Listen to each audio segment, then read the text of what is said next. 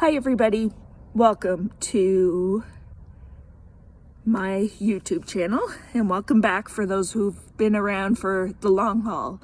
I want to say a huge thank you starting out for this particular video to none other than James Mullinger, and more specifically thank you for episode number 74 of Mullinger's Weekly Rambles. I'm going to link it below and I want you guys to take a listen. It may sound like chaos, but there are some amazing nuggets, including shortly before the end where James shouts me out for one of my previous videos after he was talking about college students writing, important people in their lives letters. So here's the story about my half marathon and how really a little more resilient I became, honestly. And if you've been following, thanks to James's podcast, I appreciate you guys. And I am excited to take you on a journey. So the first thing is, why James shouted me out was I sent him an inspiration for him to also understand a little bit more about my half marathon and what kind of a journey, I guess you could say, a journey I was on at the end of 4 years, starting of the 5th year. Now, running had given me an outlet to be active outside, and I love being active outside even before running became a part of me. And needless to say, I overcame a lot personally, mentally, and physically when it came to running.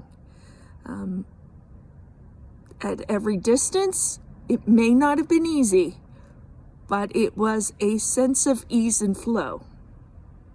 And running is not easy. It isn't. It really, truly isn't. When you get down to the amounts and, the types of run, fast running, slow running, long runs, short runs, it's not easy.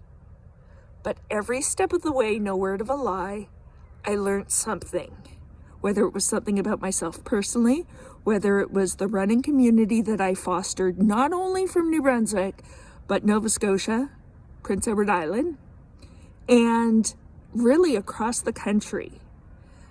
I was featured and I was humbled many times in posts that went out nationally on national sources. It became such a part of me that instead of taking vacation, I would go to all these runs, which was pretty amazing. And I got to run in some pretty epic places. So the half marathon occurred, like I said, at the end of year 4, beginning of year 5, which was 2017. Now, I've got to give you some context. I adventured quite a lot in 2017 because of things like free national parks passes for Canadians. So let's just say my trail fails became my trail triumphs. Literally. And then, of course, there was the actual incident that made me fly like Superman without going too far. Better known as an expansion joint on a bridge going to a neighboring town of Riverview on the Gunningsville Bridge. Expanded from a little bit to... And I tripped on the expansion joint. My foot didn't quite make it up and across. It was not one of my most triumphant moments, but I learned a tremendous amount about myself and how stubborn, and I admit I am stubborn. I admit it. How stubborn I really am and how much I wanted that after having trail fails, literally getting lost in a national park, only 10 minutes behind a group that didn't give up. both on-duty and off-duty park staff, and then having 2 rangers come down after I was going up, and I recognized them, and I was like, yeah, I'm off the trail, and just a little bruised knee, nothing serious, and it happened to be the same knee that I messed up really badly on the actual half marathon. Anyway, that trail incident was documented here on my YouTube. Yeah, I just don't want to get into it, but let's just say it was documented, and I still don't know how the hell I managed it, but I did.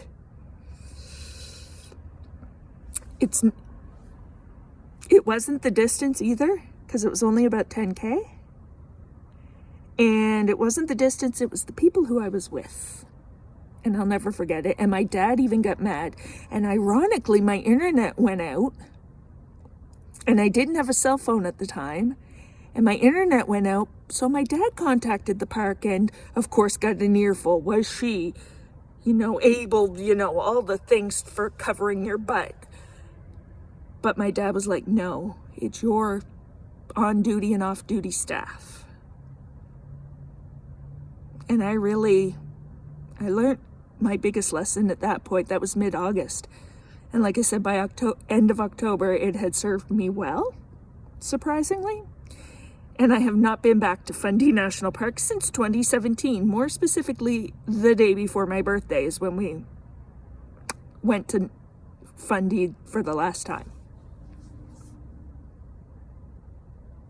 Yeah, that's insane. So, like I said, an expansion joint that expanded just a little extra tall became literally the biggest hurdle, but just it led me to something that really honestly has switched my mind since. And it's reversing the negativity and reversing the nasty self-talk and, flipping the switch, as they say. So this letter to my future self was basically a collection of, you did it because you could, and you did. And I remember that first race. I remember my first 10K in Halifax.